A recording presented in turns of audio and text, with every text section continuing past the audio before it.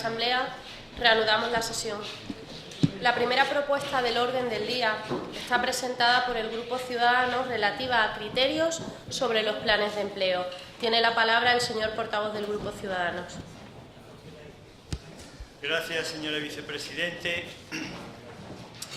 Resulta curioso que empecemos esta segunda parte de esta prolongada sesión sobre el estado de la ciudad con una propuesta que se refiere precisamente a planes de empleo, a los planes de empleo. Planes de empleo que llevan aplicándose en nuestra ciudad desde hace más de 20 años, con distintas variaciones. Empezaron aquellos planes que gestionaba Delegación de Gobierno, después fueron planes conjuntos, Delegación de Gobierno, Ciudad Autónoma, finalmente Ciudad Autónoma. Ha habido planes dirigidos a jóvenes, el último plan de empleo referido a la recualificación de mayores de 45 años. Un importante esfuerzo económico que viene a suponer en los 5 últimos años unos 70 millones de euros, que llega a un importante número de personas paradas de nuestra ciudad, a un importante número de demandantes de empleo. Y sin embargo, aun reconociendo la importancia de este instrumento de cara a alterar la propia estructura del empleo y concretamente del desempleo en nuestra ciudad, si echamos la vista atrás, a pesar de su importancia, del volumen de dinero, del número de personas, realmente los efectos, tras 20 años de aplicación, son prácticamente nulos. El paro sigue siendo un importante problema de la ciudad, si no el más importante. No el paro, sino precisamente la falta de trabajo. Hemos ido viendo cómo estos planes de empleo se han ido apartando de los principios que los inspiraban inicialmente para ir adquiriendo un progresivo carácter subsidiario, de ayuda, y más concretamente de abrir puertas a las ayudas que tras propiamente las contrataciones del plan de empleo ofrece el SEPE. 21 meses en unos casos de subsidio, 6 meses en otros. Ciudadanos lo que propone en esta moción es recuperar ese espíritu original de los planes de empleo, porque entendemos que los principios que los guiaban, el de dar experiencia y dar formación, son los que más interesan hoy en día a la ciudad, a los desempleados, y los que más pueden incidir positivamente en romper el círculo del desempleo que existe en nuestra ciudad. Las personas no encuentran empleo porque no tienen formación, o cuando tienen formación no encuentran empleo porque no tienen experiencia. Posiblemente, teniendo en cuenta las características del paro en nuestra ciudad, ese aspecto, esa perspectiva de ayuda, de subsidio, no se va a poder perder, es necesario. Sin embargo, pensando en el futuro del empleo, en el futuro de los desempleados, creemos imprescindible, insisto, en recuperar esa perspectiva de planes de empleo para dar experiencia, planes de empleo para dar o para ampliar la formación de los desempleados. Es por eso que proponemos al Pleno el siguiente acuerdo: que los planes de empleo recuperen los criterios de proporcionar experiencia laboral y formación para el empleo, que sus objetivos sean la cualificación y la recualificación, la formación continua y la experiencia laboral. Y estos planes terminen consiguiendo el logro de la inserción en el mercado laboral de los demandantes de empleo de la ciudad. Gracias, señor portavoz. ¿Algún portavoz quiere hacer uso de la palabra para explicar el sentido del voto? Tiene la palabra el señor portavoz del Grupo Popular. Gracias, señora vicepresidente. El señor Varga, portavoz de Ciudadanos. En líneas generales estamos de acuerdo con usted, con lo cual ya le anticipo que vamos a votar a favor de la moción.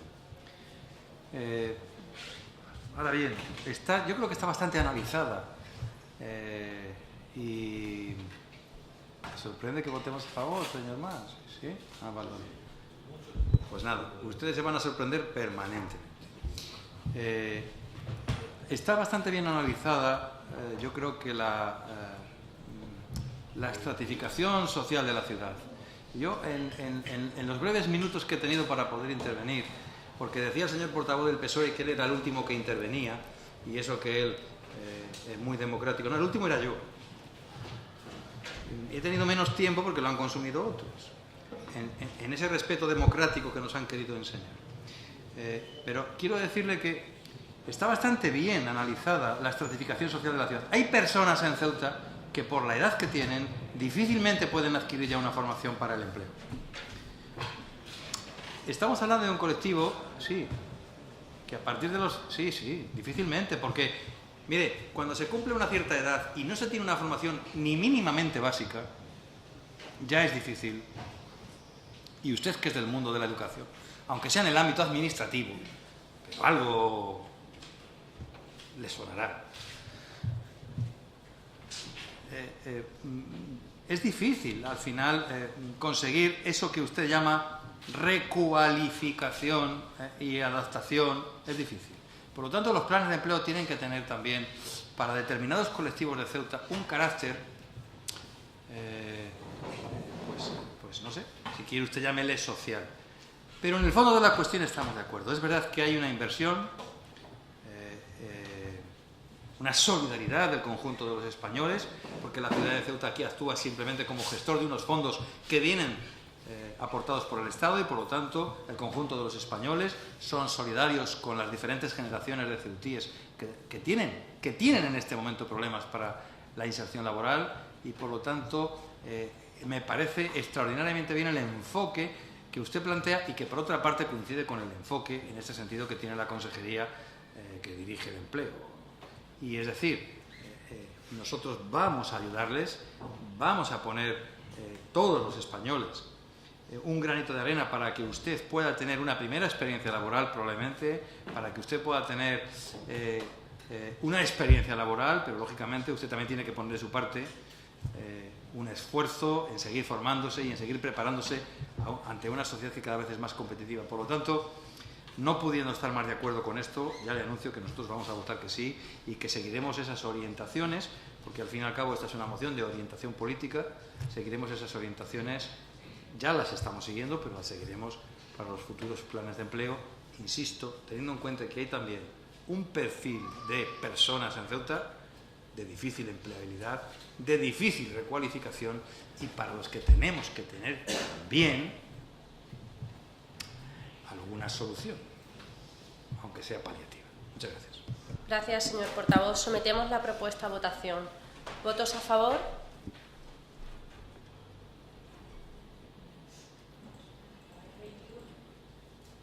¿Votos en contra? ¿Abstenciones?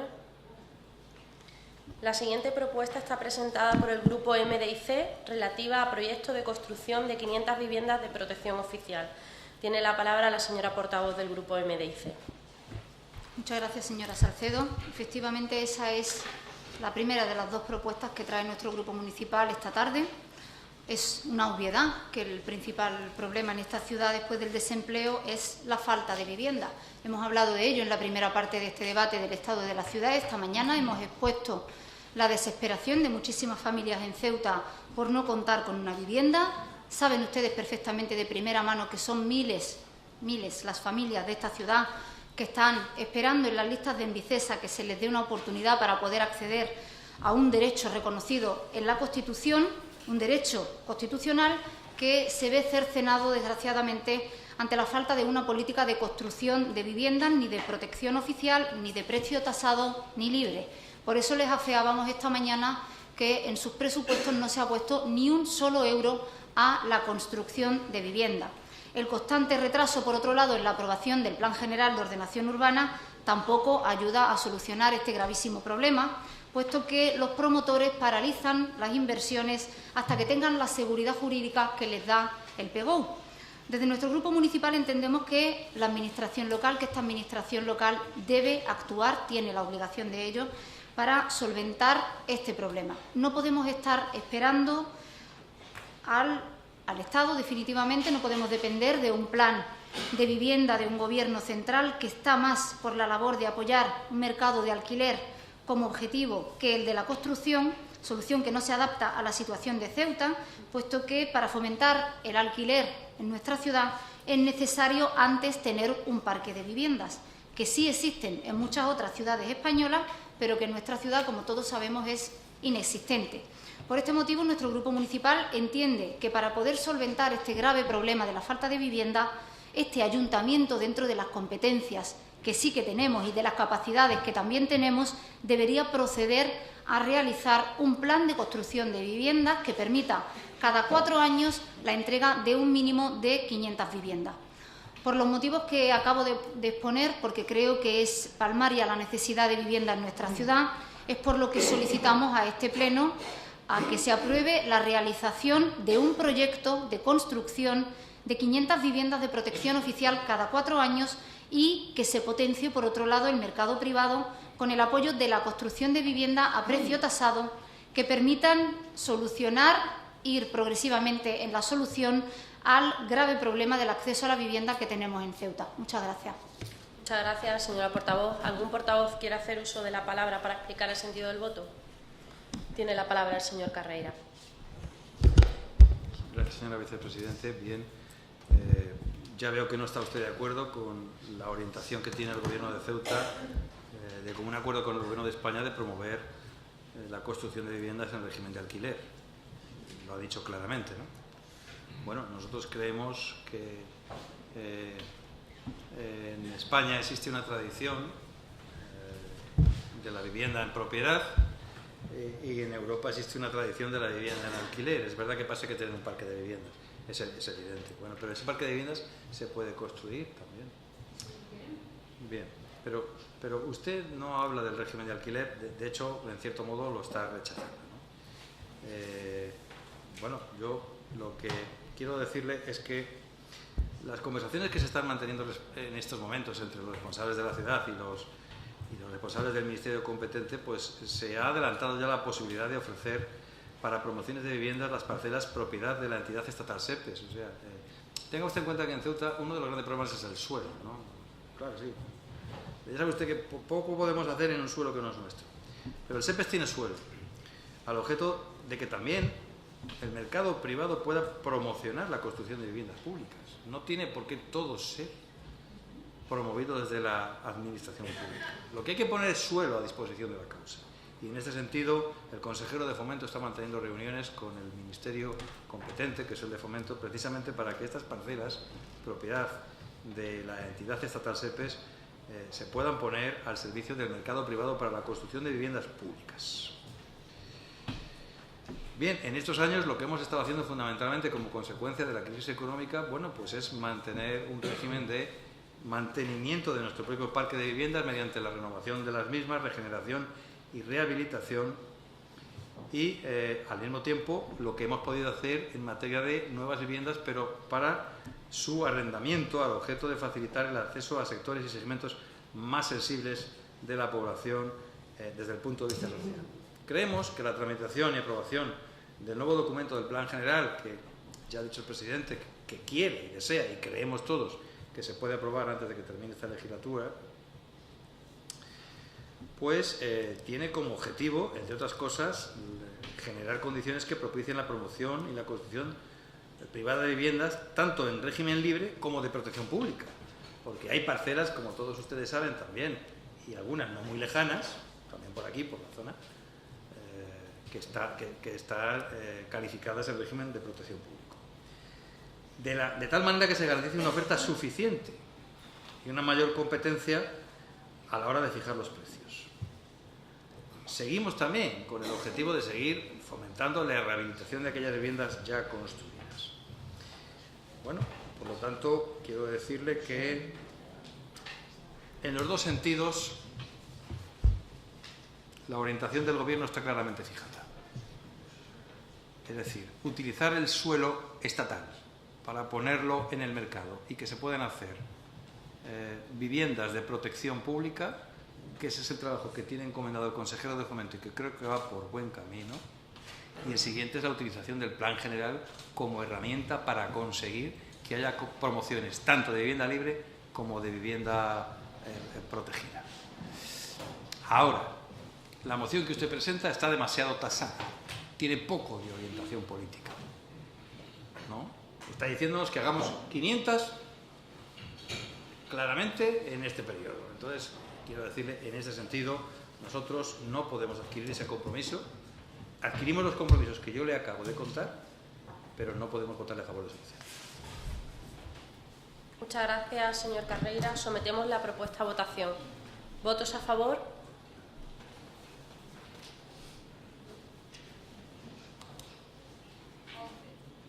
¿Votos en contra? ¿Abstenciones? La siguiente propuesta está presentada por el Grupo Caballas, relativa a modificación del Estatuto de Autonomía de la ciudad de Ceuta. Tiene la palabra el señor Arostegui.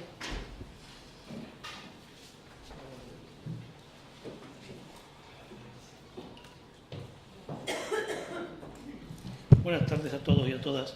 Antes de pasar a exponer los argumentos por los que solicitamos al Pleno de la Asamblea la aprobación de esta resolución, quería, en nombre de mi grupo y en el mío propio, dejar constancia en este Pleno de la profunda indignación que hemos sentido ante la sentencia conocida en el día de hoy en relación con el caso conocido como La Manada. Nos parece que lo que ha sucedido es un tremendo paso atrás en este país en la lucha por la igualdad de hombres y mujeres. Hoy todas las mujeres se sienten violadas, hoy la causa feminista se siente ultrajada, hoy todas las personas de bien nos sentimos consternados. Queremos mostrar nuestro apoyo explícito a todas las manifestaciones y concentraciones que en el día de hoy se van a producir, se están produciendo en todo el territorio español, que es una forma de expresar lo que no se puede entender sino como un ataque a la libertad, como un ataque al Estado de Derecho, como un ataque a nuestra propia seña de identidad como civilización. Por lo tanto, dejar constancia de eso y esperar que en próximas sesiones plenarias podamos aprobar de manera unánime una respuesta contundente ante este hecho. Paso a exponer las razones por las que nosotros queremos proponer al Pleno que iniciemos un proceso de reforma de nuestro Estatuto de Autonomía. Y esta mañana hemos estado debatiendo, yo creo que de manera extensa, el estado de nuestra ciudad.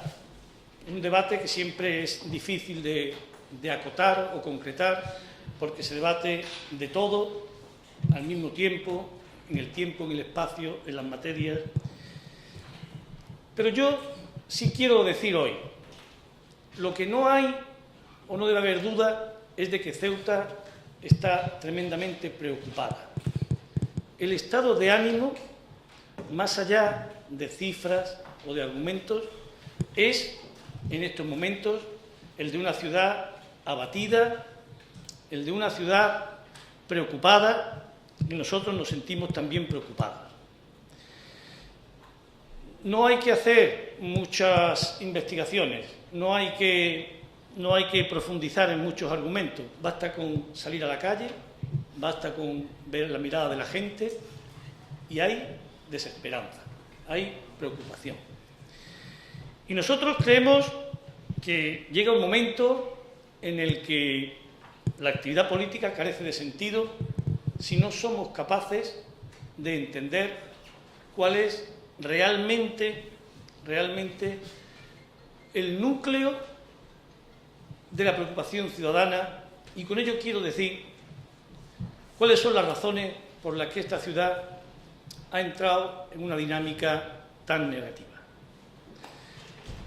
Nosotros creemos que esta ciudad tiene la obligación ineludible, y su clase política representativa tiene la obligación ineludible de reconstruir consensos, tiene la obligación ineludible de fortalecer espacios de entendimiento, tiene la obligación ineludible de redefinir objetivos, tiene la obligación ineludible de diseñar un panorama en el que nos sintamos todos identificados, comprometidos e ilusionados.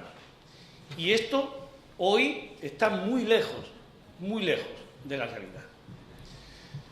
Ceuta es una ciudad en estos momentos extravagante. Hemos sido condenados a la extravagancia, a la marginalidad y a la rareza. Un libro que hablaba de Ceuta hace muy poco titulaba así: Estado de excepción en la excepción del Estado. La excepción del Estado. Nos hemos acostumbrado ya, lo hemos oído tantas veces, menos Ceuta y Melilla. Se hable de lo que se hable, siempre aparece menos Ceuta y Melilla. Y esto ya nos parece natural. Ya forma parte de Ceuta, menos Ceuta y Melilla. Esto está pasando una tremenda factura que quizá no podamos ni siquiera pagar si no reaccionamos a tiempo. Esto tiene un origen, nosotros lo hemos discutido hasta la saciedad, es una batalla ya perdida. La batalla por la comunidad autónoma está perdida, al menos de momento. Son tantas las fuerzas en contra de esta justa y legítima reivindicación, son tantas las derrotas en esta batalla que ya se ha dado por finalizada. Nosotros hoy no la vamos a reabrir. Sabemos que en el contexto político actual esto hoy no es viable, por desgracia para Ceuta, no es viable. Pero sí queremos que dentro de las posibilidades y dentro de esos posibles consensos a los que aludíamos, hagamos un intento por salir de la extravagancia. Nosotros no podemos seguir en una situación en la que ni siquiera sabemos con exactitud lo que somos. A todo el mundo debería llamarle la atención, más allá de las razones que cada uno tenga, estrategias políticas o perspectivas diferentes. Es realmente asombroso que 22 años después de aprobarse nuestro estatuto, todavía hoy no sepamos si los consejeros tienen que ser o no electos. Por ejemplo, esto en sí mismo es una prueba de la incertidumbre, de la precariedad. Ceuta está hoy instalada en una precariedad política, administrativa, social. Y esto es una parte muy importante de todos los problemas que tenemos, porque afecta directamente a la psicología colectiva, porque es uno de los componentes fundamentales de ese estado de ánimo, yo diría que en estos momentos muy por debajo de lo que se puede considerar como normal. Tenemos la obligación de ir buscando la normalidad. Ya es casi el único objetivo que nos queda, ser normales. ¿Por qué Ceuta está condenada? ¿Por qué Ceuta tiene que ser vista siempre por todo el mundo y cada vez más como algo extraño, como algo fuera de lo que en cualquier lugar de España se entiende como normal? Tenemos que saber, aquí hemos discutido en muchas ocasiones, yo lo he discutido muchas veces con dureza, he llamado traidores a la gente del PSOE y del PP. Pero también tengo que decir, traidores a Ceuta lo hay en todas las formaciones políticas, porque no es un problema solo ideológico, es una falta de entendimiento de nuestra realidad en el conjunto del Estado español. Y hemos llegado a la conclusión, cualquier ceutí que lo haga con sentido de la responsabilidad, con valentía, un examen de conciencia. O los ceutíes nos ocupamos entre todos de defender nuestros intereses, más allá de las disputas políticas, de las lógicas discrepancias y de que nos matemos vivos, lo cual no está nada mal. Pero si nosotros no somos capaces de defender Ceuta, que tenga todo el mundo por seguro que nadie lo va a hacer. Ni los sensibles del PP, ni los sensibles que vengan, porque no es verdad, pero ni en este lado ni en ningún otro. Yo creo que esto tenemos tanta experiencia acumulada que nos engañamos a nosotros mismos si no somos capaces de entenderlo, de reconocerlo y de actuar en consecuencia. Tenemos que actuar en consecuencia y eso significa, y repito, reconstruir consensos esenciales y básicos. Uno de ellos, nuestro propio Estatuto de Autonomía. Dejemos al margen la transitoria quinta que nosotros, ahora como utopía, seguimos reivindicando y tenemos como referente a largo plazo. Pero al menos intentemos una reforma del Estatuto que nos acerque a esa normalidad, que clarifique cuáles son los límites de nuestro autogobierno, que clarifique cuáles son las competencias y la mejoremos en la medida de lo posible, que permita incorporar elementos que en su día no lo eran y ahora sí, esenciales para el futuro de Ceuta y para el desarrollo de su vida cotidiana, tales como el fenómeno de la inmigración o la línea del Estrecho. Que seamos capaces de consolidar de manera definitiva, quitando incertidumbres y evitando la tentación política de atribuirse méritos o el riesgo de borrar los elementos fundamentales de nuestro régimen económico y fiscal especial, fundamentalmente las bonificaciones fiscales, bonificaciones a la seguridad social, como los dos pilares básicos. Todas estas cosas deben formar parte de un nuevo Estatuto de Autonomía, que aunque sigamos siendo un ente territorial, es decir, un ayuntamiento con competencias ampliadas, toda la experiencia acumulada que tenemos, la incorporación de la nueva legislación, el marco jurídico derivado del Estatuto del Estado de Autonomía, nos ha permitido y nos permite hoy tener un volumen de información suficiente como para poder diseñar un nuevo estatuto del siglo XXI que al menos no nos tenga permanentemente en la picota en cada una de las pequeñas o grandes circunstancias o novedades que se dan en nuestro país. No puede ser que Ceuta no tenga un consejo escolar, no puede ser que Ceuta no pueda tener una ley del comercio, no puede ser que Ceuta esté siempre en el furgón de cola y de prestado. Esto nosotros tenemos claro que se resuelve con un estatuto de comunidad autónoma, pero al menos, si eso no está a nuestro alcance en estos momentos, vamos a unir fuerzas, vamos a sumar, vamos a tener un mínimo de generosidad con esta tierra que se la merece. Vamos a construir un consenso y vamos a ser capaces de hacer un nuevo estatuto de la Ceuta del siglo XXI que nos ayude desde ahí, desde ese nuevo armazón jurídico, a desarrollar políticas y hacer políticas que sean capaces de trazar un horizonte diferente, que se levante el estado de ánimo, que los ceutíes vean que hay futuro para esta ciudad, que es posible hacer cosas, aunque sean difíciles, si estamos juntos, si tenemos las ideas claras y si en definitiva seguimos de verdad queriendo esta tierra. Muchas gracias, señora Arostegui. ¿Algún portavoz quiere hacer uso de la palabra para explicar el sentido del voto? Tiene la palabra el señor Carro.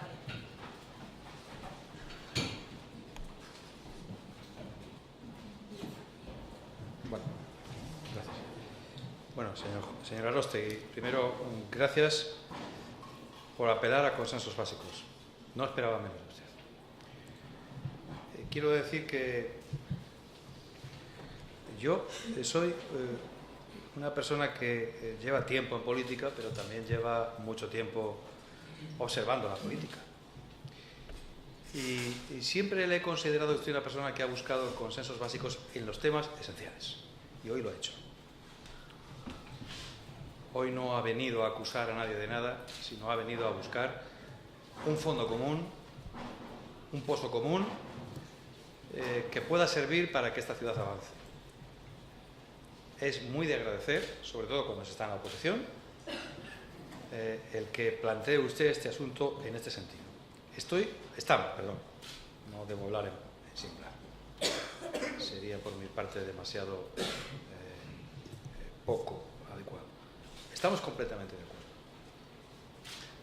Y no solamente vamos a votar que sí, sino que vamos a procurar que el consenso básico sea tan suficiente como para poder promover las iniciativas necesarias para que esto no sea más que una moción aprobada en este pleno y no pase de ahí, ¿no?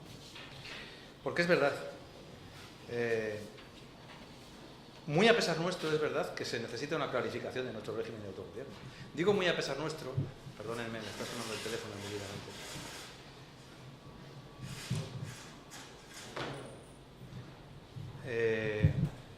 Se necesita aclarar nuestro régimen de autogobierno porque es verdad que nuestro régimen de autogobierno no tiene que estar sometido permanentemente a tensiones ni políticas ni jurídicas. Debemos tener claro cuál es nuestro régimen. Nosotros lo tenemos. Mire, yo, y creo que usted también, estuvo en el origen de este Estatuto de Autonomía, aunque usted no estuviera a favor, pero estuvo en el origen. Y yo también estuve en el origen de este Estatuto de Autonomía y estoy convencido de que quienes lo redactaron o los que ayudamos a participar en su redacción, teníamos claro cuál era el espíritu del Estatuto de Autonomía. Pero al final se puso la letra que se puso. Y claro, al final, quienes interpretan la letra desconocen el espíritu. Y claro, en este país la interpretación de la ley no le corresponde a esta Asamblea, le corresponde a los jueces. Y en algunas ocasiones, pues no están entendiendo las cosas tal y como los que lo redactaron y los que animaron su redacción así lo entendieron. Por lo tanto, creo que es verdad que se necesita que se clarifique de modo evidente, sin que sea necesario que nadie tenga que interpretarlo, que hay un régimen de autogobierno en la ciudad que sin colocarla al nivel de una comunidad autónoma, también la despega del régimen general de los ayuntamientos. Porque el régimen general de los ayuntamientos ha quedado claro que dejaría a Ceuta fuera no solamente del Estado de las autonomías, no del encaje constitucional del Estado, porque un ayuntamiento entra perfectamente en el encaje constitucional del Estado, porque el Estado territorialmente, todos lo saben, lo que dice el título octavo, ¿verdad? Son entidades locales, o sea, municipios, provincias y comunidades autónomas que se puedan crear, decía la Constitución, que tampoco era obligatorio que hubiera tantas. Pero es verdad y que nosotros no queremos ser solamente un simple ayuntamiento porque nos dejaría fuera de determinados debates, foros y lugares de toma de decisiones en los que queremos estar, porque además es bueno que estemos. De hecho estamos, y no estamos en precario, estamos de verdad. No estamos en precario, estamos de verdad. Pero también es verdad que no está bien que esto se cuestione, aunque la verdad, para serle sincero, señor Arostegui, realmente quien nos lo estamos cuestionando somos nosotros mismos. Somos nosotros los que vamos a los juzgados a denunciarnos a nosotros mismos. Sí. No se está denunciando el Estado por nombrar consejeros no electos, que a mí eso me parece la cosa menos importante de toda esta historia. Nos estamos denunciando los propios ceutíes, sean organizaciones políticas o sindicales, las que no quieren que Ceuta, que el estatuto se interprete de un modo amplio, cosa que yo no entiendo. Mire, en esto me gustaría ser más catalán. Hombre, no hasta llegar hasta la independencia, pero interpretar que el estatuto permite más cosas de las que en sí la letra parece que dice, ¿no? Y estamos de acuerdo con que los catalanes cojan el Estatuto de Autonomía. Estamos de acuerdo algunos, yo no, pero algunos de ustedes sí, por lo que les he oído decir respecto de los socios que tienen. En que los catalanes cojan su estatuto e interpreten que se puede llegar hasta la independencia y sin embargo llevan a los juzgados cosas que hace el presidente Vivas que tienen mucha menos importancia respecto de lo que es el desarrollo autonómico. Bueno, pues eso, pero estoy de acuerdo con usted, mejor que se aclare. Que no sean los tribunales, que luego pasan las cosas que pasan.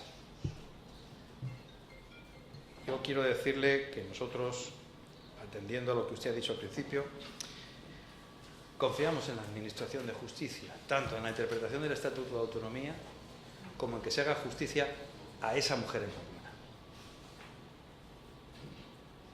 Un tribunal se puede equivocar, pero sabe usted que pueden ser revisadas sus decisiones. Afortunadamente, este es un Estado de Derecho.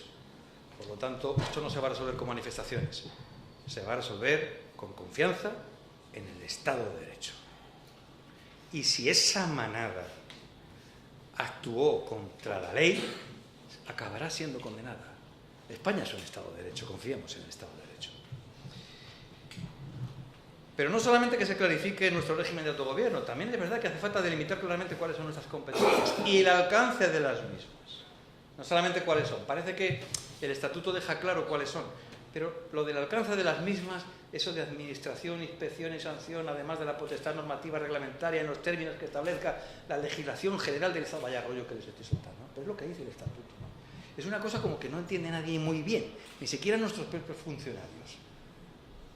Entonces, bueno, vamos a clarificarlo, ¿no? Pues yo creo que tiene desarrollo el Estatuto de Autonomía, pero si hace falta que se clarifique con una nueva redacción, pues que se clarifique con una nueva redacción. Y en cuanto a nuestro régimen económico y fiscal, evidentemente, ya el Estatuto dice que el régimen económico y fiscal de la ciudad se actualizará mediante ley. Pero sí, estoy de acuerdo también con usted. Busquemos un consenso básico para que los elementos esenciales de nuestro régimen económico y fiscal especial estén en nuestra norma institucional básica. Completamente de acuerdo. De hecho, lo tienen los navarros y no pasa nada. ¿Saben ustedes cómo se llama el Estatuto de Autonomía de Navarra? Amejoramiento del fuero. Ese es el nombre que recibe. Bueno, pues nosotros tenemos un fuero histórico, centenario. Vamos a mejorarlo y a dejarlo claro. Aunque bien es verdad, y lo explico al presidente, es por ley. Si ya está en las leyes, no importa. Vamos a intentar que una norma de superior rango lo garantice y lo blinde. Es verdad que un territorio que no tenga garantizadas unas buenas comunicaciones puede tener muy buenos políticos, pero no va a prosperar jamás. Tiene usted toda la razón. Nosotros también lo sabemos, y por eso el presidente lleva trabajando en esto una temporada larga, ¿eh? Lo que pasa es que no es fácil mover voluntades. Yo ya no le digo del gobierno de España, es que aquí, usted lo sabe también, si usted ha sido concejal de Hacienda, usted lo sabe también, señora Arostegui. La voluntad política luego tiene que estar casada, tiene que haber una simbiosis con los informes de los funcionarios. Claro, en España, por ser miembros de la Unión Europea, existe una cosa que se llama órgano de defensa de la competencia. Y no se cree usted que lo maneja el gobierno, de verdad. No se cree usted que el gobierno de España le dice al presidente de ese órgano, oiga, que esto hay que hacerlo así. No, esto no funciona así. Afortunadamente o desafortunadamente, yo ya no sé si es afortunadamente o desafortunadamente, los órganos administrativos funcionan con plena autonomía y no siempre están de acuerdo con que la voluntad política tenga que tener al final un reflejo en los hechos. Pero en cualquier caso, el servicio público de la línea del Estrecho, que sabe usted que ya existe, también es bueno que se blinde, se garantice y se reconozca de un modo especial. Porque las comunicaciones para Ceuta son esenciales. Porque Ceuta no podrá tener desarrollo económico por más planes que inventemos aquí. El señor Hernández, la señora Hamed, el señor Ali, usted, el señor Barba y todos los demás que estamos aquí, empezando por el señor Vivas, si no tenemos una buena red de comunicaciones, barata, asequible, homologable al resto del conjunto de España. No va a pasar. Todos los planes que hagamos aquí, si eso no lo tenemos, no sirve de nada. Por lo tanto, ¿cómo le vamos a votar que no a esto? Tenemos además que ponernos de acuerdo en qué tenemos que hacer. Estamos absolutamente de acuerdo. Y sobre las peculiaridades relativas a nuestra condición de ciudad fronteriza, el presidente ha hablado un rato largo esta mañana y yo también. Quiero decirle, es que condiciona tanto que eso forma parte del acervo jurídico, político, administrativo, o como le queramos llamar, o esto no va a funcionar nunca. Así que, señora Arostegui, gracias por los consensos a los que apela. Y a uno al que usted no ha apelado, aunque me lo ha comentado en privado, yo también se lo digo. El Estatuto de Autonomía obliga a que tengamos reconocimiento, aprecio y respeto por nuestra pluralidad cultural. Lo obliga, lo dice su título preliminar. Pero si lo tenemos que poner en un artículo, porque el título preliminar nos parece que tiene pocos efectos jurídicos vinculantes, también lo ponemos. Muchas gracias. Muchas gracias, señor Carreira. Sometemos la propuesta a votación. ¿Votos a favor?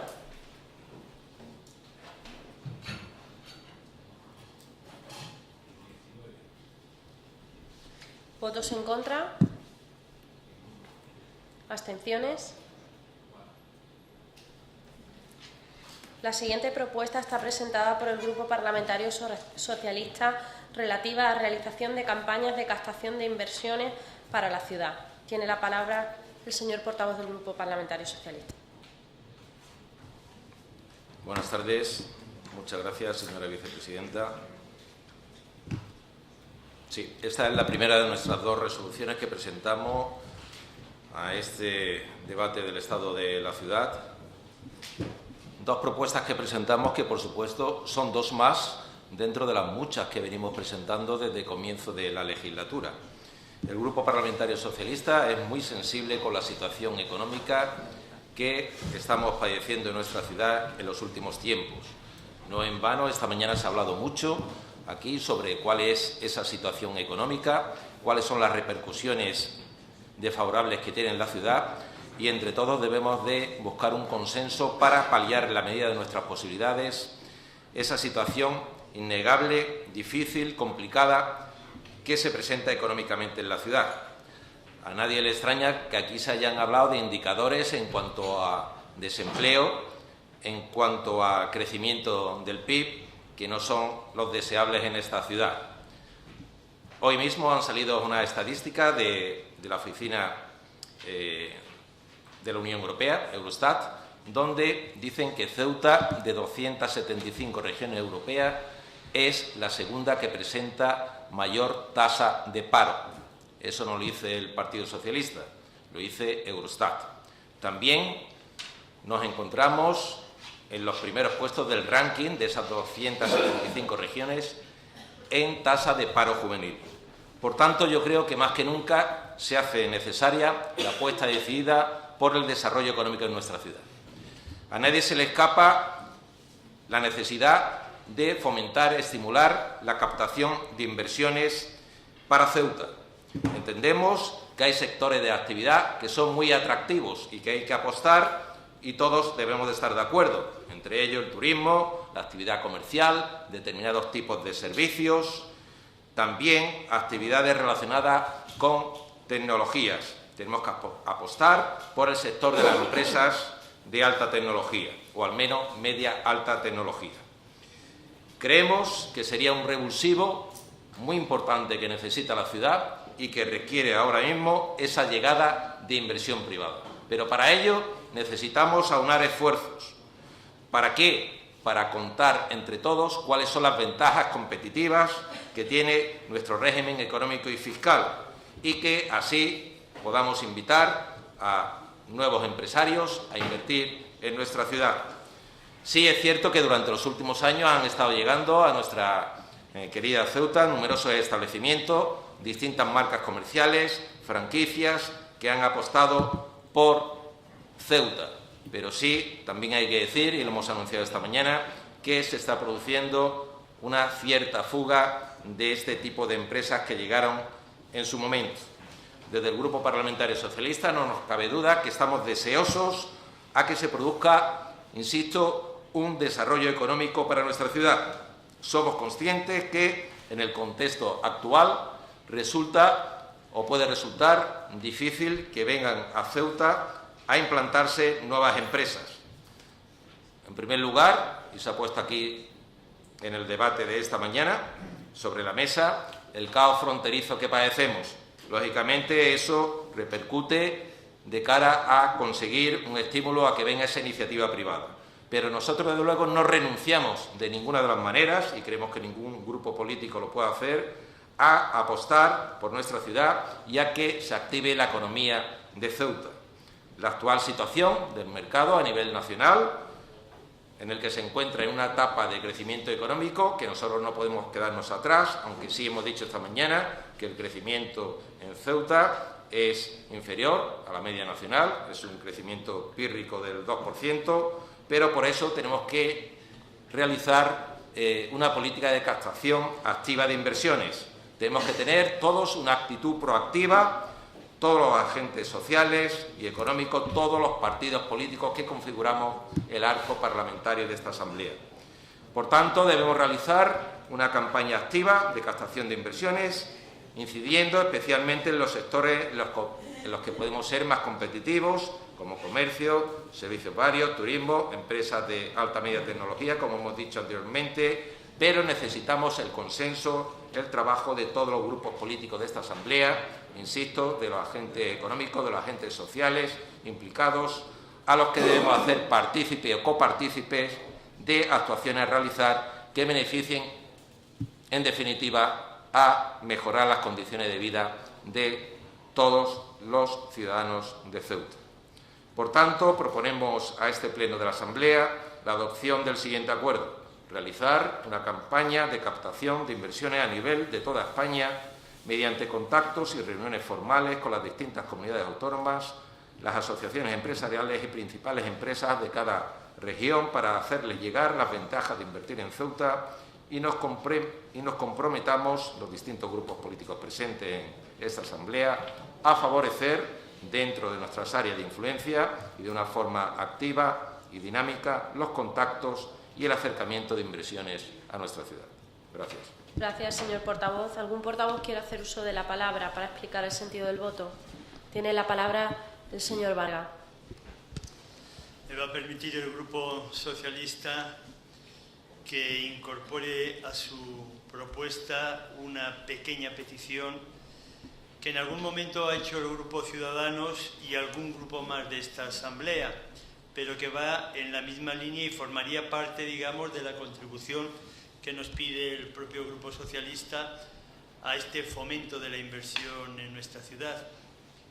Existe una guía para invertir en Ceuta, una guía publicada por Procesa y en la que consta, bien al principio, revisión 2011. Nosotros entendemos que cualquier inversor que eche mano de esta guía, al ver la actualización, aunque incluso no haya variado en nada su contenido desde el 2011, estoy seguro que viendo esa fecha la dejará aparte por inservible.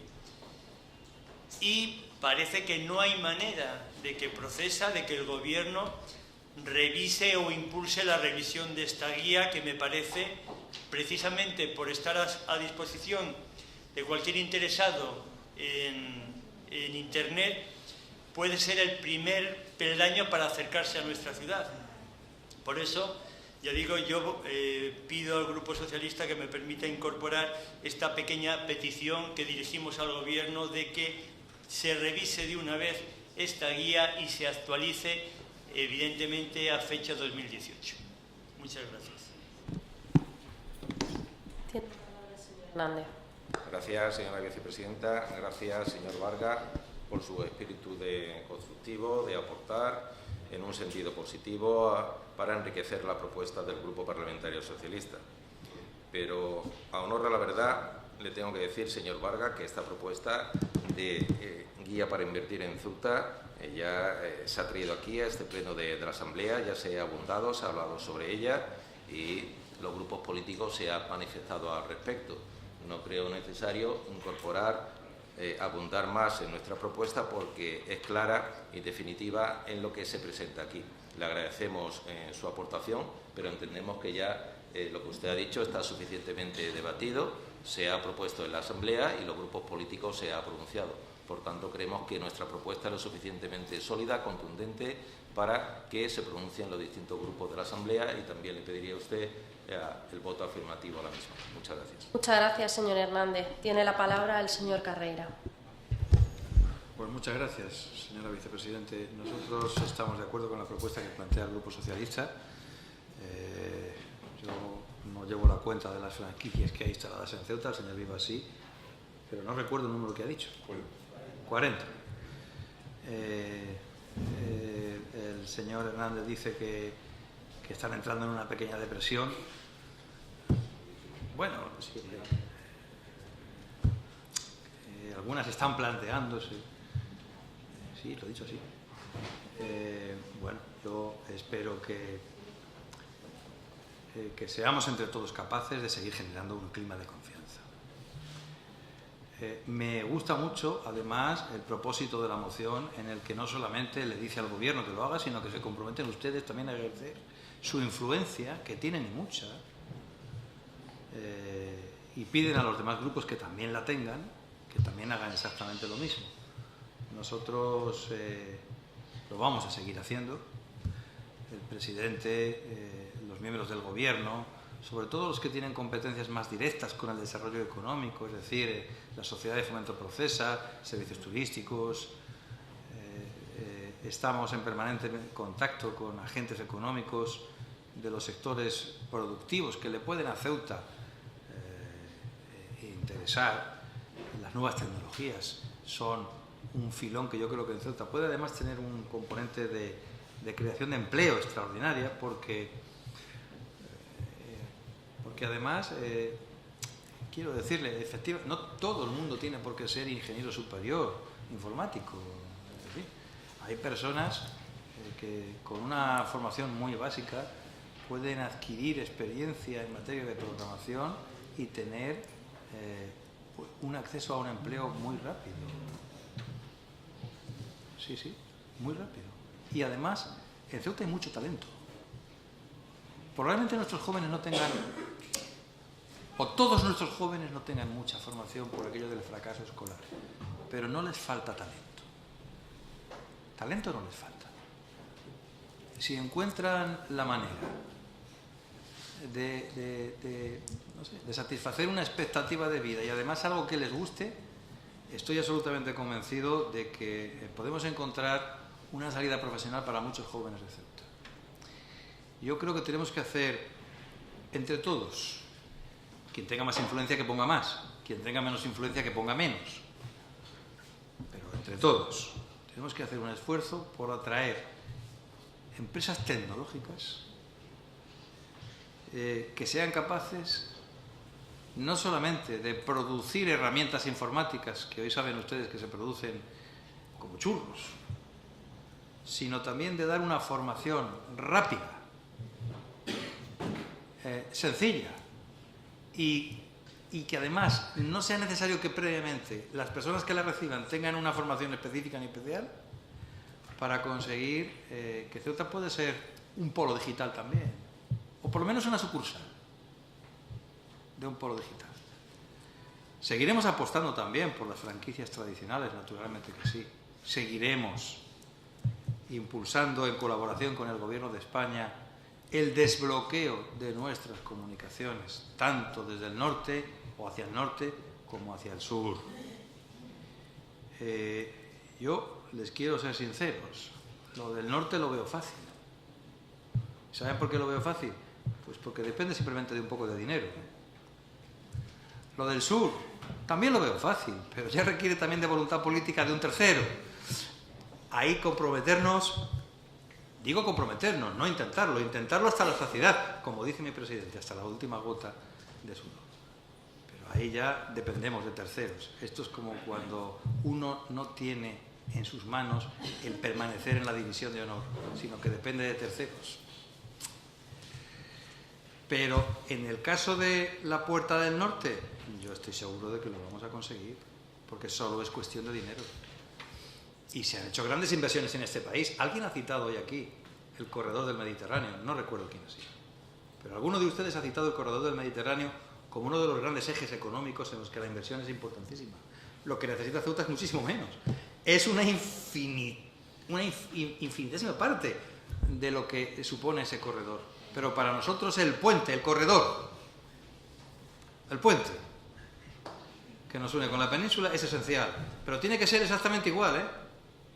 Quiero decir que los ciudadanos de Ceuta tengan la misma posibilidad y los ciudadanos españoles, los ciudadanos peninsulares, perdón, tengan la misma posibilidad también de recorrer ese corredor o ese puente sin restricciones de ningún tipo, sobre todo económicas. Esa es una de las grandes bazas que vamos a jugar, en las que los consensos tienen que ser amplios y en los que el empuje de todos es determinante y decisivo.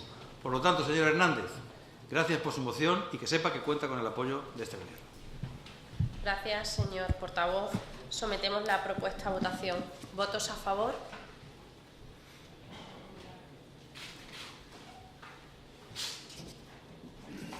La siguiente propuesta está presentada por el Grupo Ciudadanos, relativa a exigir del Gobierno de España un ejercicio responsable de las competencias que tiene atribuidas sobre Ceuta. Tiene la palabra el señor portavoz del Grupo Ciudadanos. Gracias, señora vicepresidente.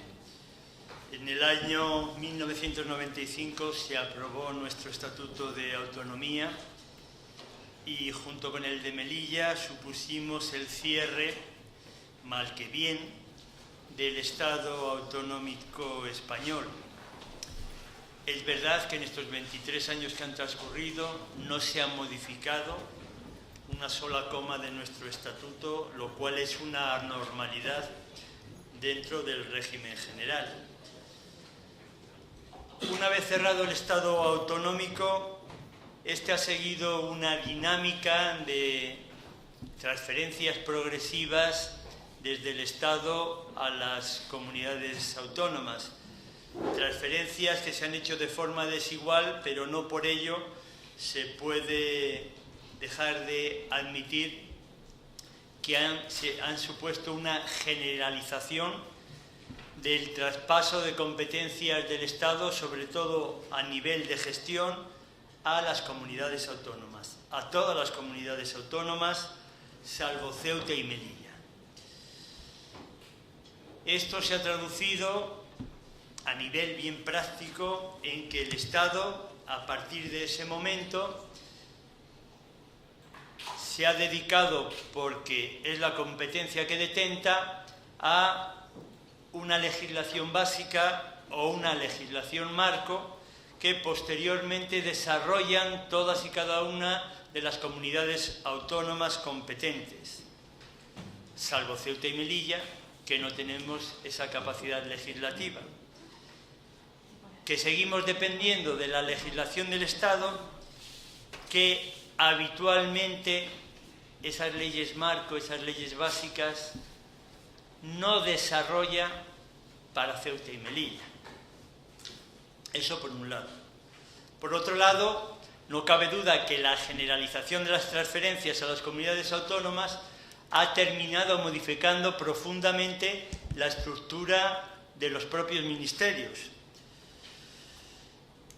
que ya no es la misma a aquella estructura que mantenían ni cuando se hicieron las transferencias, ni mucho menos esos macroministerios nacionales que existían antes del Estado autonómico. No solo ha cambiado la estructura de los ministerios, sino que las prioridades, las líneas de actuación de cada uno de ellos ha ido adquiriendo un nivel más nacional, más global, dejando los aspectos de detalle a las comunidades autónomas competentes, salvo Ceuta y Melilla de nuevo, que seguimos dependiendo de esa gestión directa y un tanto residual por parte de aquellos ministerios que la siguen manteniendo. Mientras otras autonomías se han puesto al día gracias a su capacidad de autogobierno, nuestra ciudad sigue dependiendo de lo que hagan cada uno de los ministerios. Seguimos estando a expensas de las decisiones de un gobierno central, de un gobierno de Madrid.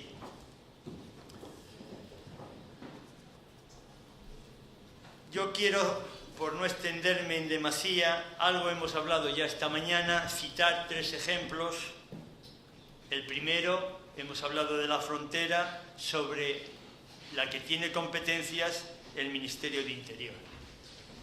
El abandono, la falta de priorización que da el Ministerio a nuestra frontera, que es la suya, ha impulsado al propio gobierno de la ciudad a apartar 4 millones de euros destinados a renovar, a invertir, a modernizar esa frontera, que es lo que no hace el Ministerio competente. El Ministerio de Sanidad, en concreto el INGESA, también hemos hablado esta mañana como una prioridad para Ceuta, una prioridad como es la clínica de radioterapia, una prioridad para toda la Asamblea, que ni siquiera el propio Ministerio tiene que instalar, en lugar de contribuir, termina frenando y no reconociendo esta demanda de la ciudadanía de Ceuta. También del IGESA tenemos pendientes la remodelación de los centros de salud del Tarajal y el de las Puertas del Campo, que han entrado en una especie de ciclo kafkiano en el que, una vez que tienen aprobados presupuestos para su reforma, esta reforma no se puede realizar porque no tienen aprobados presupuestos para su traslado, mientras se hace la reforma, que no se va a poder hacer. También en el tema de los médicos, y todos sabemos, y ahí reconocemos, no tenemos ningún problema en reconocer el esfuerzo que hace el IGESA y el propio hospital en el tema de la captación de médicos especialistas, nos encontramos con que esa carrera que se quiere potenciar de alguna manera para aquellos que se decidan a venir a Ceuta a prestar aquí servicio de especialistas, resulta que el estatuto de este personal estatutario médico está regulado por una ley marco que para Ceuta y Melilla el Ministerio de Sanidad no ha actualizado, con lo cual estos médicos siguen rigiéndose por un estatuto que se fundamenta o se regula realmente por un decreto de 1963. Por eso, aquello de ese ejercicio residual que para Ceuta tienen estos ministerios nacionales con competencias en la gestión directa. Y, brevemente, el Ministerio de Educación, al que hay que recordarle los malísimos resultados que ofrecen nuestros centros y, por desgracia, nuestros alumnos a nivel nacional y a nivel europeo, al que hay que recordarle la escasez de inversiones que lleva en los últimos años. Y aquí quiero romper, también sin ningún problema, una lanza en favor del Gobierno de Ceuta. Esta mañana el presidente hablaba del esfuerzo, que yo se lo reconozco, que va a hacer la ciudad para proporcionar libros de texto gratuitos. Libros de textos gratuitos que la ciudad de Ceuta va a proporcionar a los alumnos del Ministerio de Educación, casi a pesar del Ministerio de Educación. No porque no contribuya o colabore en la dirección provincial, sino que el Ministerio sigue manteniendo sus becas de libros, a pesar que la ciudad de Ceuta va a proporcionar libros gratis a los alumnos.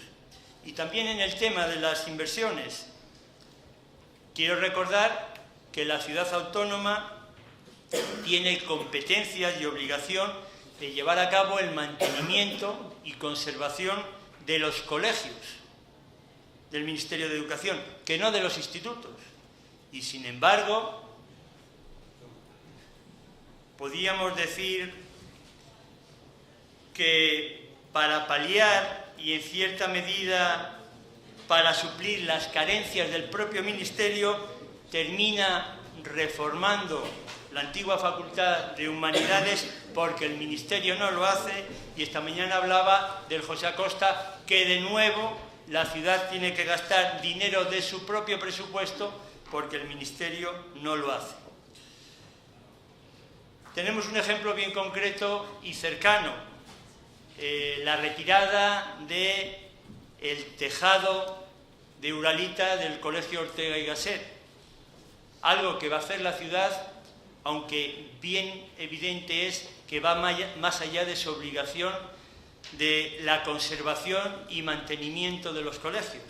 Una obra estructural, de estructura, que debería asumir el Ministerio de Educación y que obliga a la ciudad, que en esto sí que actúa como cómplice de esas carencias del Ministerio, de nuevo gastando un dinero que bien podía dedicar a lo que es estrictamente conservación y mantenimiento de los colegios, que buena falta les hace.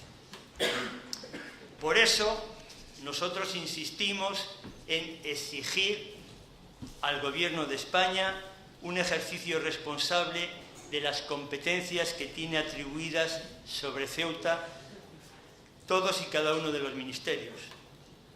Es lo que ustedes llaman fortalecer la presencia del Estado en Ceuta, pero con otras palabras. Muchas gracias. Gracias, señor Varga. ¿Algún portavoz quiere hacer uso de la palabra para explicar el sentido del voto? Tiene la palabra el señor Carreira. Ha estado bien, señor Varga, de verdad. Lo de fortalecer la presencia del Estado en Ceuta, pero con otras palabras. Ha estado bien. Nobleza obliga a reconocérselo. Pero verá,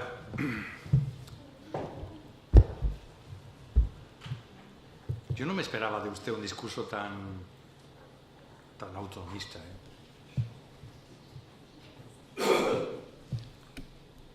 Las competencias en materia de educación y de salud pública, que son esencialmente las que nos diferencian del resto de comunidades autónomas, porque nuestro estatuto no tiene previsto que las gestione la ciudad autónoma, o la ciudad de Ceuta, o la ciudad con estatuto de autonomía, o llamemos como lo queramos de estas horas.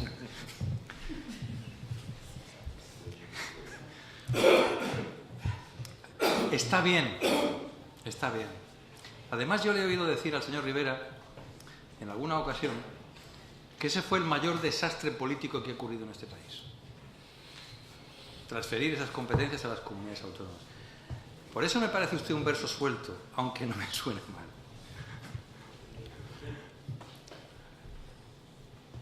Sí, el problema es que usted ha dicho que otros territorios las pueden gestionar, pero nosotros no. Pues menos mal que no las podemos gestionar, porque en donde las han gestionado las han utilizado para la independencia y para cosas extrañísimas como el adoctrinamiento político y cosas así, ¿no? Y para que haya una competencia absolutamente desleal y diabólica respecto de quién pone más servicios en el sistema de salud regional, ¿no? Es decir, yo pago esta operación, aquel no, y ahora nos vamos de aquí a allí porque nos la pagan allí. Se está desviando de la... No me estoy desviando en absoluto. Lo que le quiero decir es que no es tan malo que Ceuta y Melilla no tengan esas competencias. Eso es, al final, la garantía de que están en manos del Estado.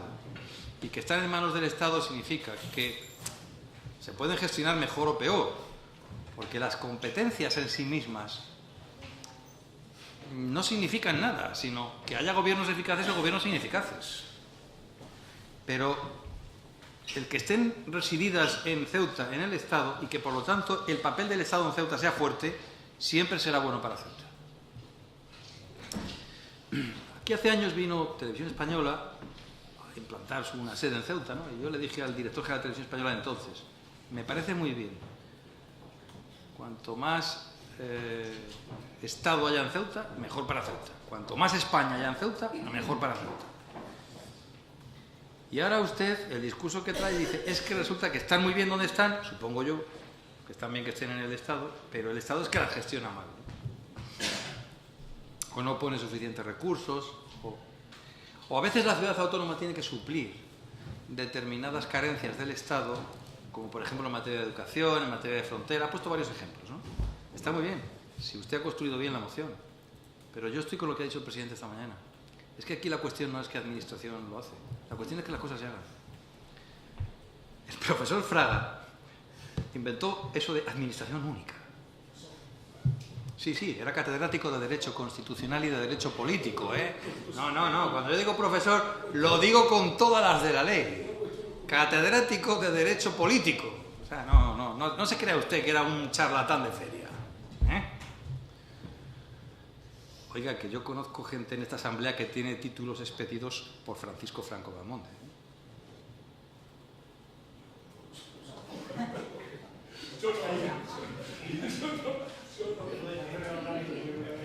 Eso no significa que compartieran con él ideología, ¿eh? Eso no significa que compartieron con él ideología. Es que era el que expedía los títulos en aquella época. Claro. Entonces, Entonces, el profesor Fraga acuñó el término de administración única.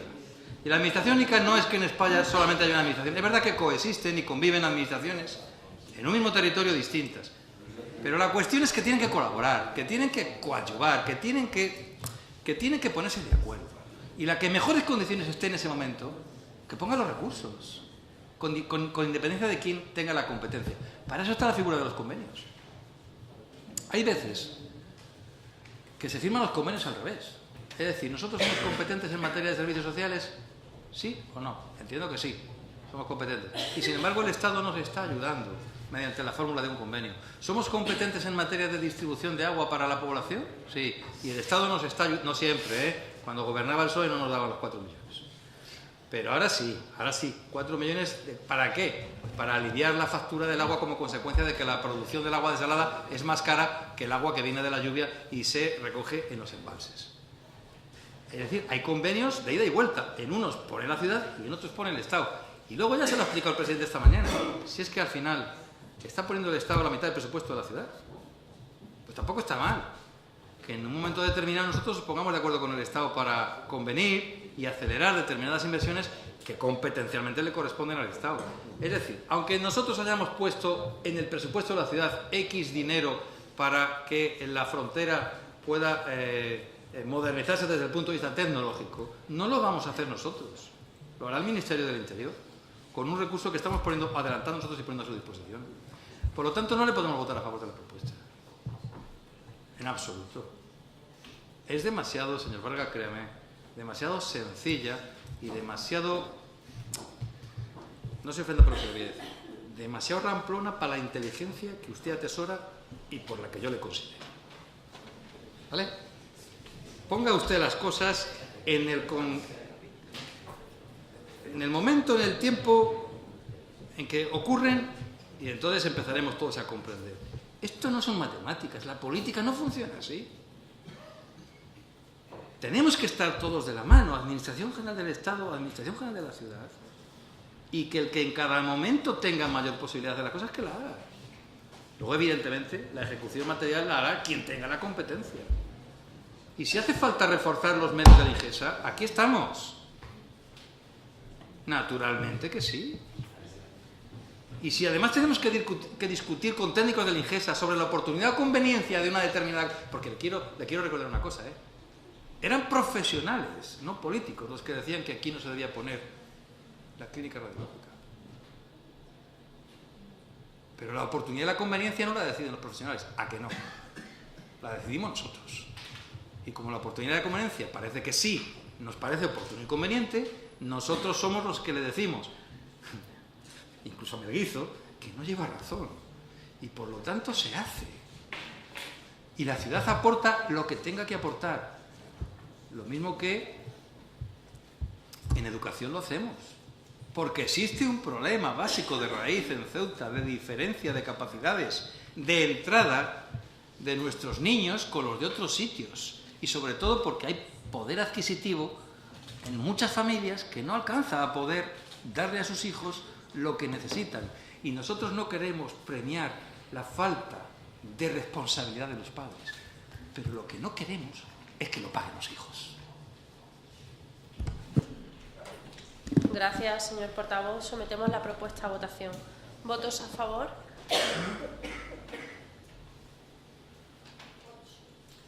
¿Votos en contra? ¿Abstenciones? La siguiente propuesta está presentada por el Grupo MDIC, relativa a implementación de medidas para reactivar, impulsar y dinamizar el comercio local. Tiene la palabra la señora portavoz del Grupo MDIC. Gracias, señora Salcedo. Pues es una obviedad, pero queremos incidir en ello, especialmente en el día de hoy, en la celebración de este debate del Estado de la Ciudad, porque nos parece una propuesta muy importante, al igual que nos lo parecía la de vivienda y que lamentamos su voto, por cierto, en contra. En relación a la importancia que han desarrollado y han desempeñado siempre en esta ciudad las pequeñas y las medianas empresas en el desarrollo de nuestra economía, creo que todos somos conscientes de la misma, al igual que somos conscientes de que no atraviesan por su mejor momento, por desgracia. Pero consideramos que el comercio local, especialmente esas pequeñas y medianas empresas, deben seguir siendo el foco a través del cual se pueda seguir creando riqueza y, por lo tanto, creando empleo. Además de ello, el comercio en nuestra ciudad, evidentemente, supone también el medio de vida, el medio de subsistencia de muchísimas familias ceutíes.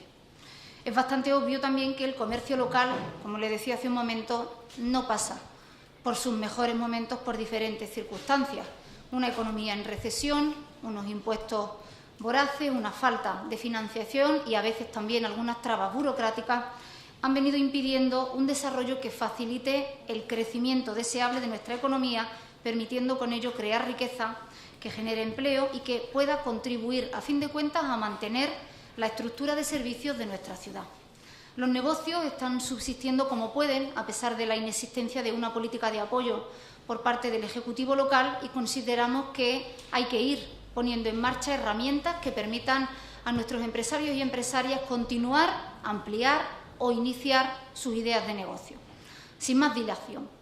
Por ese motivo, nosotros entendemos que desde este Pleno es el mejor lugar para buscar soluciones, para aportar ideas que ayuden a remontar esta situación, y por ello les hemos presentado un paquete de medidas para solicitar aquí el voto favorable de las mismas, la implementación de medidas tendentes, como digo, a reactivar, impulsar y dinamizar el comercio local, medidas que están relacionadas, por ejemplo, con la convocatoria del Premio Comercio Local Ciudad de Ceuta con carácter anual para reconocer la labor vertebradora de los establecimientos del comercio de nuestra ciudad, el desarrollo de un plan de formación en colaboración con Cámara de Comercio y Confederación de Empresarios que permita organizar actuaciones gratuitas para el sector en materia de habilidades y técnicas de venta, de idiomas y de nuevas tecnologías, la elaboración de una guía accesible de todos los establecimientos comerciales minoristas de la ciudad, un plan municipal de promoción del comercio local ceutí que incluya campañas publicitarias del comercio minorista en nuestra ciudad,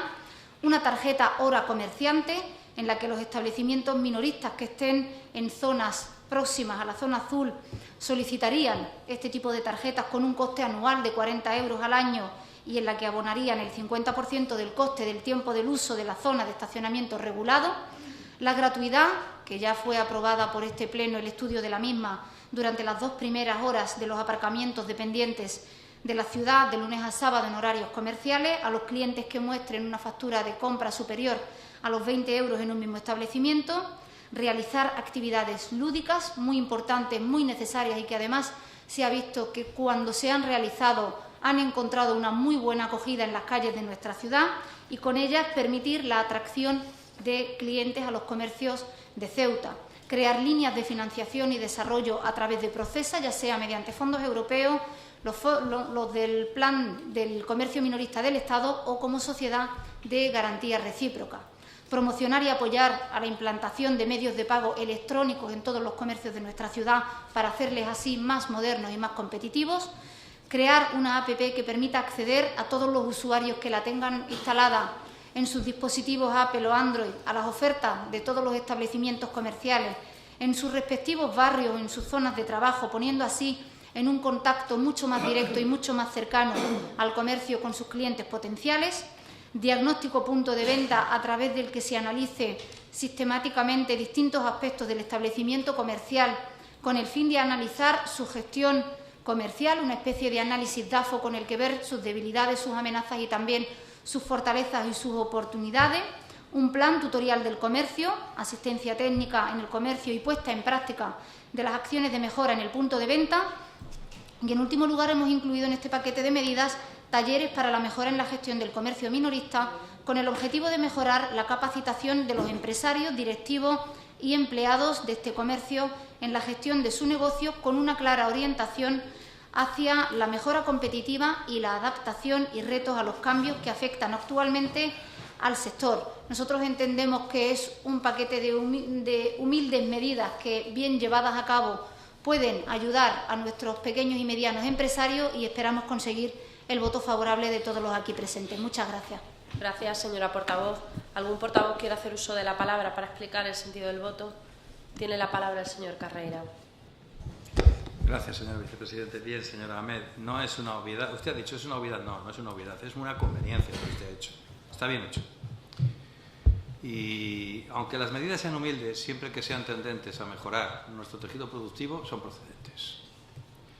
Por lo tanto, quiero decirle que, ya lo ha dicho el presidente esta mañana en el debate del Estado de la Ciudad, buena parte de las medidas, digamos, más prioritarias que tiene en este momento el Gobierno es el apoyo al comercio. No solamente medidas de carácter político, de reuniones ministeriales, de intentar desbloquear determinadas cosas, sino también medidas de carácter presupuestario. Pero las orientaciones que usted marca en esta moción a nosotros nos parecen muy razonables. He dicho la palabra orientaciones porque todas y cada una de las medidas que usted propone, pues probablemente al 100% no sé si van a salir, pero a mí me parecen todas muy, muy razonables. Y algunas de ellas sabe usted que las venimos haciendo, pero algunas otras efectivamente, pues habrá que implementarlas, ¿no? Y sobre todo en determinadas zonas de Ceuta, que también son zonas tradicionalmente comerciales, como es la barriada de Jadú, en la que yo no tengo las competencias en materia de comercio, pero formo parte del Gobierno, quiero decirle. Y por lo tanto el Gobierno responde solidariamente de su gestión. Nosotros creemos que en esa zona se necesita una pequeña revolución. Pequeña, porque las grandes revoluciones no conducen a nada, pero las pequeñas revoluciones a veces consiguen grandes cambios. Desde el punto de vista quizá del adecentamiento de la zona y también desde el punto de vista del asesoramiento a esas pequeñas empresas, de su capacidad de asociarse y de establecer algunas de las medidas que usted ha planteado en esta. Hemos ensayado en la zona centro, en la zona comercial por excelencia de Ceuta, el centro comercial abierto, y está funcionando razonablemente bien. No extraordinariamente bien, pero razonablemente bien. Entre otras cosas porque hay factores exógenos, externos, que ya hemos comentado, que nos enturbian, nos perturban y nos vienen un poco a estropear el negocio, ¿no? Pero bueno, también trabajaremos sobre ellos, porque eso afectaría a todo el conjunto de la ciudad, Ya he dicho antes, cuando he salido al atril, y vuelvo a insistir, que una ciudad que no tenga sus comunicaciones ágiles y baratas, ya puede establecer todos los planes que quiera. De poco sirve. Con la endogamia, o sea, con el consumo interno, nosotros no vamos a solucionar el problema del comercio de Ceuta. Es absolutamente imposible. Necesitamos atraer gente a Ceuta que venga a consumir y a que su ocio y su consumo en Ceuta sea satisfactorio para ellos, por supuesto, que encuentren aquí una respuesta a lo que buscan y también satisfactorio para el conjunto de nuestros comerciantes porque empiecen a ganar dinero y por lo tanto puedan establecer mejoras en sus centros comerciales y en algún caso incluso aumentar el empleo. No siempre, pero en algún caso incluso.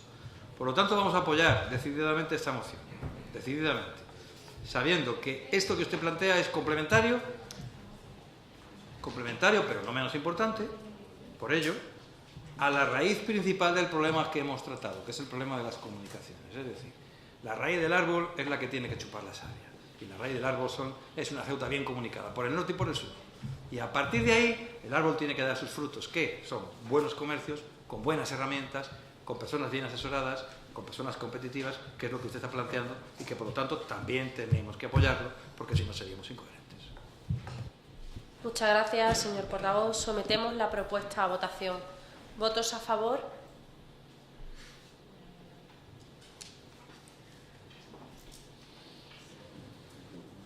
La siguiente propuesta está presentada por el Grupo Caballas, relativa a promover políticas efectivas para nuestra ciudad. Tiene la palabra el señor Arostegui.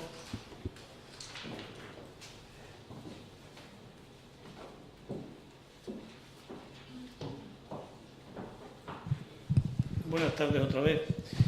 Bueno, nosotros proponemos hoy un cambio de orientación a la forma en la que esta institución se relaciona con otros poderes del Estado. Sabemos de antemano que esta propuesta no va a prosperar. Lo sabemos porque este debate no es nuevo. Es una discrepancia de fondo con el Partido Popular que nosotros mantenemos desde hace tiempo y que, a pesar de saber que, lógicamente, somos derrotados parlamentariamente cada vez que hablamos de esto, estamos convencidos de que el contexto es cada vez más favorable a nuestras tesis y queremos ir creando una conciencia social que termine por convencer al Partido Popular de que tal y como ellos quieren hacer las cosas, no salen. En primer lugar, me gustaría, porque el Partido Popular tiende a criminalizar la palabra movilización, el Partido Popular en general, el señor Vivas en particular. Parece que la prudencia es una virtud y la movilización un vicio o un defecto. Me gustaría que esto, en primer lugar, quedara claro en el debate político. La movilización no es más que una forma de reivindicar y de plantear exigencias a los poderes del Estado, perfectamente democrática y respetuosa con todos. Tan es así que el propio Partido Popular se desdice a sí mismo.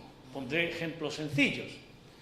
El señor Vivas y el Partido Popular se negó a firmar, por ejemplo, que la frontera de Ceuta fuera fluida y segura, porque las formas no son recoger firmas, porque eso no es un procedimiento adecuado.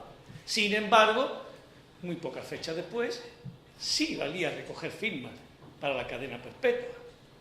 Por lo tanto, no parece que sea un argumento válido la movilización como instrumento, sino que bajamos a las causas. Entonces ahí es donde entramos en un debate. ¿Merece la pena o no movilizarse por Ceuta?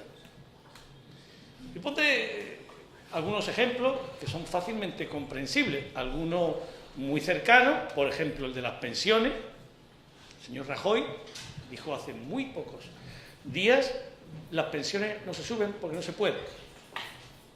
No hay dinero. Por eso hemos puesto el 0,25. Se inundaron las calles de pensionistas. Ayer las pensiones suben con respecto al IPC. ¿Quiere eso decir que no era verdad? Que no hubiera dinero. El dinero no aparece de una semana a otra. Lo que sí era verdad es que las calles estaban llenas de pensionistas que reivindicaban un derecho que le querían arrebatar. Quiero con esto decir que las movilizaciones tienen sus efectos.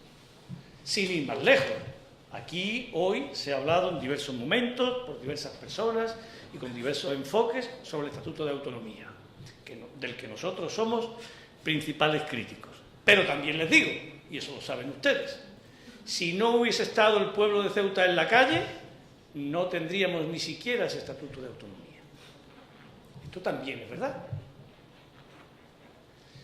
20.000 ceutíes salieron a la calle, aquí y en Madrid, para reivindicar sus derechos, para exigir lo que legítimamente correspondía a este pueblo.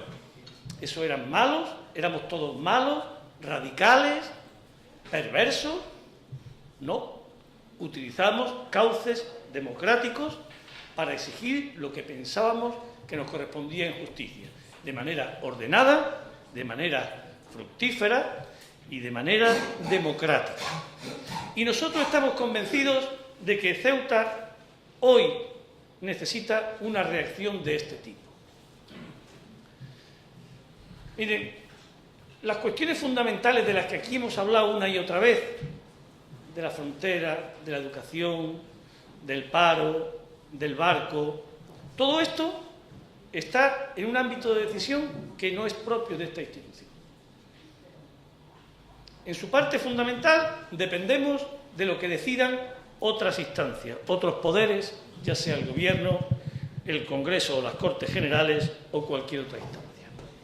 Por lo tanto, la manera en que nos relacionamos con estas instancias, la forma en que sabemos o somos capaces de plantear esto con suficiente convicción, determinación e influencia es decisivo para resolver los problemas de Ceuta. Y claro, decía el Partido Popular, en boca de su portavoz, créanme que el señor Vivas hace todo lo que puede, se bate el cobre, pone mucho empeño, aunque no se note. No vale para nada decir que esto es verdad o es mentira. No importa. No importa. No se trata de reducir una reivindicación política de esta magnitud a la actitud personal, ya sea del señor Vivas o de cualquier otro individuo. No vale. Lo que sí vale es evaluar los hechos. Y nosotros tenemos que decir que los presupuestos generales para el 2018 son una prueba taxativa de que la prudencia no da frutos. No es verdad. en esos presupuestos generales del Estado, que se anuncian como los primeros de la recuperación, los ya expansivos, donde ya los recortes quedaron atrás, donde ya la España de la crisis ha vuelto otra vez a resurgir, se encuentran para Ceuta absolutamente huérfanos. Es pavoroso. Ni un euro para vivienda, ni un euro para construir un centro escolar, ni un euro para nuestra frontera. ¿Qué ha pasado con toda la buena voluntad del presidente de la ciudad, con todas las buenas palabras, con todos los acompañamientos habidos y por haber, que al final han quedado en nada? Al final han quedado en nada. Yo no sé, para que no se enfade hoy el señor Vivas más, si lo engañan, se engaña o nos engaña. No sé si él tiene una fe ciega en el Partido Popular por algún motivo que se desconoce. No sé si allí, cuando él va, le dicen cosas y después no las cumple.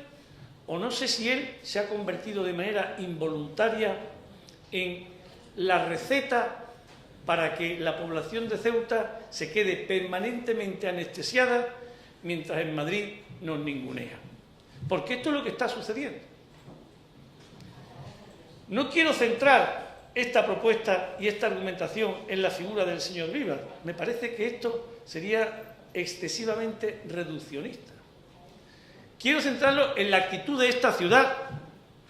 Esta ciudad está esperando pacientemente a que algún día alguien se levante y obre el milagro y diga: vamos a acometer definitivamente los grandes problemas estructurales de Ceuta.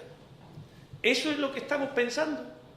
¿De verdad alguien piensa, con la experiencia que ya acumulamos, la situación en la que estamos, cómo nos crecen los problemas, cómo nos vemos cada vez más reducidos, acotados, ninguneados, abandonados, que esto tiene solución si nos quedamos todos esperando? Nosotros creemos, y lo decíamos antes con motivo de otra propuesta, que los ceutíes debemos cambiar nuestra actitud. Ser ambiciosos, combativos y reivindicativos no está en contra de ser leales, democráticos y gente de orden. No, señor. Es más, yo diría que para ser leales, para ser democráticos y gente de orden, tenemos que exigir que los graves y grandes problemas de esta ciudad adquieran soluciones en el marco de la política estatal. Y esto es una obligación moral de todos los que aquí estamos, que tenemos la obligación como representantes de esta ciudad de dirigir, de ser la vanguardia de una movilización que puede tener muchas dimensiones, muchas facetas o muchas vertientes. Y yo pregunto, ¿por qué esta ciudad, por ejemplo, no hace llegar estas reivindicaciones a grupos políticos o grupos en el Congreso o en el Senado? ¿Por qué no hay una traslación de inquietudes, de reivindicaciones, de exigencias, de frustraciones a otras instituciones? Todo se confía a esa vinculación entre el Partido Popular y el Gobierno de la ciudad. Esto es una fórmula que ya está probadamente fracasada. Probadamente fracasada. Este discurso de vamos a hacerlo de esta manera podría haber sido un discurso coherente y creíble hace 10 años. Hoy no lo es. Hoy no lo es, porque las pruebas son las que son, la situación es la que es, la realidad es la que es. Y por tanto, todos, si de verdad, como ha dicho hoy el presidente, si de verdad no supeditamos nuestros intereses a los de ningún partido político, a ningún interés particular, por legítimo que fuera, si de verdad nos debemos solo a esta ciudad, si de verdad estamos comprometidos con el futuro de esta ciudad tiene que reaccionar. Nosotros hemos intentado buscar una palabra, una expresión que explicara con la mayor claridad posible y fuera lo menos beligerante posible para hacer esta propuesta. Hemos hablado de una ofensiva institucional. Una ofensiva institucional quiere decir que cambiemos cualitativamente nuestro modo de entendernos con las instituciones del Estado. Tienen que notar el Gobierno de la Nación y el Congreso el aliento de los ceutíes en la nuca. Tienen que notarlo, tienen que saber que aquí estamos dispuestos a pelear con uñas y dientes por nuestros derechos y por nuestras cosas. Eso hay que hacerlo ver, porque es muy acomodaticio reunirse solamente con un presidente que es de la cuerda. Cuando es domingo y estoy en Sevilla les doy las gracias y les aplaudo, y al día siguiente tengo que ir a Madrid y ponerme serio. Y esto no termina de dar resultados, pero no lo da no porque lo digamos nosotros, lo dicen los hechos y en este caso los presupuestos generales del Estado para 2018. Nosotros creemos que hay que dar un cambio radical y queremos decir, no se trata de convocar mañana una huelga general, no se trata de pegar fuego a nada, se trata de decir de otra manera. Aquí estamos hartos ya. Ceuta ha llegado a un nivel de hartazgo que no podemos soportar. Queremos y necesitamos soluciones inmediatas. Y hay una cosa que está demostrada aquí, en Ceuta, en España, en Rusia, en cualquier lugar del mundo. La gente en la calle mueve. La gente en la calle consigue las cosas. La gente cuando lucha, cuando es combativa, cuando es ambiciosa, consigue resultados. Y Ceuta hoy necesita resultados como el comer. Necesita resultados inmediatos. Necesita salir de esta atonía de manera inmediata. Y eso nos corresponde a nosotros. Nosotros tenemos que liderar una movilización, una ofensiva institucional que haga que los poderes del Estado, que tienen en su mano cambios fundamentales para el futuro de esta ciudad, reaccionen también, se pongan manos a la obra, y podamos sacar a Ceuta de esta situación tan depresiva en la que nos encontramos. Gracias, señora Aróstegui. ¿Algún portavoz quiere hacer uso de la palabra para explicar el sentido del voto? Tiene la palabra el señor Carreira. Muchas gracias otra vez, señora vicepresidente, señor Aróstegui. Nosotros la ofensiva la llevamos haciendo mucho tiempo. Llámele ofensiva, llámele reivindicación o llámele como quiera. Para usted, con escasos resultados. O nulos, si me apura, ¿no? Ha dicho usted, y yo creo que además lo ha dicho pretendiéndose sincero, por lo menos en los últimos 10 años. Hombre, yo creo que es hasta exagerado. Pero, ¿por qué no ha dicho en los últimos 17? Porque, hombre, usted sí que ha podido constatar cómo las reivindicaciones del Gobierno de la ciudad han tenido en muchas ocasiones eco en el Gobierno de España. Claro. Por lo tanto, el Gobierno de España, hombre, un mínimo crédito tiene que tener. No lo puede perder todo de repente. Y esto es aquello de, si una cosa funciona, ¿por qué la vas a cambiar, no? Y ahora dice, es que ahora ha dejado de funcionar. Bueno, vamos a ver, porque los presupuestos, que yo sepa, todavía no están aprobados. Los presupuestos tienen un recorrido. El Senado acaba de aprobar una resolución que se incorporará como enmienda a los presupuestos. Pongo esto como ejemplo, pero hay muchas más cosas por las que el Gobierno y su presidente a la cabeza está peleando constantemente para que se incorporen con carácter inmediato o lo más pronto posible a los presupuestos generales del Estado. Todo no son medidas presupuestarias, Todo no. Algunas tienen que ser medidas de carácter político y algunas tenemos que tomar nosotros. Ya lo he dicho aquí en alguna ocasión y lo vuelvo a decir. A nosotros también nos corresponde mojarnos en determinadas cuestiones que tienen que ver con qué modelo económico queremos para Ceuta. Si el comercio al por mayor hacia Marruecos o un comercio más especializado que permita la eliminación de colapsos en la frontera. Esas decisiones también las tenemos que tomar aquí, Eso no lo va a decidir Madrid. Bueno, nosotros sabemos de qué va esto. Conocemos mejor que nadie los problemas que tenemos. Y ya les advertí el otro día a todos que todos tenemos amigos metidos en múltiples negocios, no solamente los de este lado, ustedes también, y que habrá que sacrificar determinadas actividades económicas en beneficio del conjunto de la ciudad. Pero es verdad que tiene que haber medidas presupuestarias. Tiene usted razón. Pero, bueno, está usted dando por hecho de que los presupuestos generales del Estado ya están aprobados y de que Ceuta va a quedar en los presupuestos generales del Estado absolutamente descolgada y desguarnecida. Ahora, usted ha dicho algo a lo que yo no me voy a oponer. Ustedes quieren ejercer la influencia que puedan en las Cortes Generales y yo les animo, Yo tengo aquí sentada no sé si está aquí, sí, todavía está, una compañera senadora que estoy seguro de que va a ejercer toda la influencia que puede en el Senado, porque si no, algunas de las cosas que se han aprobado en el Senado no se hubieran aprobado. De Ceuta se acuerda ella, ¿eh? En eso tiene usted razón. Como no tengamos ahí una representación permanente que esté recordando que Ceuta existe, no pasaría como a los de Teruel. Eso es verdad. Pero es que eso pasa para Ceuta, pasa para Logroño y pasa para cualquier sitio. Si es que al final esto del Estado de las Autonomías significa que cada representante territorial tiene que estar atento a sus cosas, porque el Estado no es que se haya quedado muy residual en Ceuta, es que se ha quedado más residual todavía en las comunidades autónomas. Aquí por lo menos tiene alguna presencia. En las comunidades autónomas es que es absolutamente residual. Y como los presidentes de las comunidades autónomas no estén pendientes, y ahí se produce la pugna. De hecho, ya saben ustedes lo que pasa cuando determinados partidos de ámbito nacionalista tienen la llave de la aprobación de los presupuestos. Cómo al final esos presupuestos tienen unas orientaciones que benefician en concreto a unos determinados territorios más que a otros, porque si no, ningún gobierno hasta ahora, ni los que ha presidido el Partido Socialista ni los que ha presidido el Partido Popular, hubieran podido tener mayoría suficiente para sacar adelante los presupuestos. Pero los presupuestos no están aprobados. La capacidad de diálogo de este gobierno no se ha agotado. Nuestra manera de entender la política es la que es. Ya sé que no es como usted la entiende, pero bueno, para gustos se hicieron los colores. Por eso nosotros somos de derechas y usted es de izquierdas. Ya está, no pasa nada.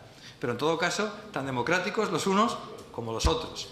Y yo le animo de verdad a que consiga usted convencer, si es que tienen algún socio en el Congreso de los Diputados, que supongo que sí, porque ustedes lo dicen, que tienen relaciones con Compromís, con Podemos, con las Mareas, con no sé quién, pues a que también se acuerden de Ceuta. Igual que animo a Ciudadanos y animo al Partido Socialista, naturalmente. Y nosotros también nos animamos a nosotros mismos a trasladar estas reivindicaciones efectivamente en aquellos lugares donde se residencia la capacidad de solucionarlos. Porque usted hoy lo ha dicho bien aquí. En esta moción ha contado la verdad.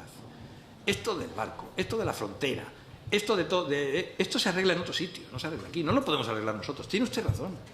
Sabemos quién tiene la competencia. Y por eso el señor Rivas no para de viajar. No crea usted que le apetece mucho ni que le gusta mucho estar todo el día en Madrid. Va porque cree que tiene que defender los intereses de Ceuta un día tras otro y los que sean necesarios, y justamente en este momento donde están tramitándose los presupuestos generales del Estado. Vamos a esperar a ver cómo termina esto y no a cómo empieza. Y también le voy a decir una cosa. ¿A usted le gusta la movilización? Yo me he movilizado con usted por el Estatuto de Autonomía y no me encontré mal a su lado movilizándome por una causa justa. Nunca me he encontrado mal cuando hemos coincidido en causas justas y en consensos básicos, porque estábamos defendiendo los mismos intereses. Usted, después de 20 años, ha llegado a la misma conclusión que yo llegué hace 20 años, que mejor este estatuto que nada. Pero no importa. Hemos alcanzado otro consenso básico que necesitamos que se clarifique. Y podemos seguir alcanzando consensos básicos. Y también le voy a decir una cosa. Si hay una movilización que es justa por parte de los ceutíes, usted no dé por supuesto que ninguno de nosotros no va a estar, ¿eh? Nosotros estamos con los ceutíes. Vamos a seguir defendiendo sus intereses. Naturalmente que Ceuta está por encima de los partidos políticos y de los intereses partidistas y de los intereses personales. Por encima de todo, Ceuta. Y si alguien la maltrata, nos está maltratando a todos. A los de allí y a los de aquí. A nosotros nos parece que no es el caso, sino todo lo contrario. Y yo tengo confianza, absoluta confianza, en tres cosas. En que el presidente sigue defendiendo leal y honradamente los intereses de Ceuta. Segundo, en que no está tonto y no es fácil que le tomen el pelo, ¿eh? Y tercero, que llegado el caso, si tuviera que anteponer los intereses de Ceuta por encima de otros, los pondría con toda seguridad. Muchas gracias, señor Carreira. Sometemos la propuesta a votación. ¿Votos a favor?